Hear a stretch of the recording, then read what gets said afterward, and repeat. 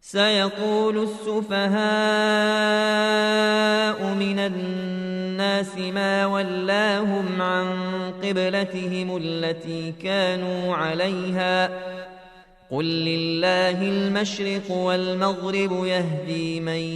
يشاء إلى صراط مستقيم وكذلك جعلناكم أمة وسطا لتكونوا شهداء على الناس ويكون الرسول عليكم شهيدا وما جعلنا القبلة التي كنت عليها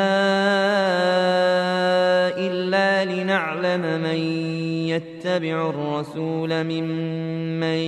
ينقلب على عقبيه وإن كانت لكبيرة إلا على الذين هدى الله وما كان الله ليضيع إيمانكم إن الله بالناس لرءوف رحيم قد نرى تقلب وجهك في السماء فلنولينك قبلة ترضاها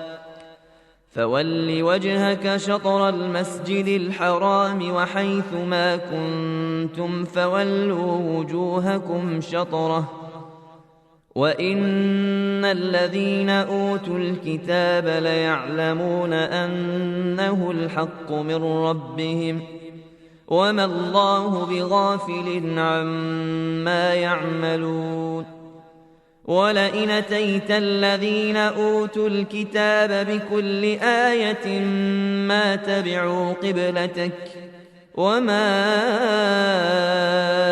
أنت بتابع قبلتهم وما بعضهم بتابع قبلة بعض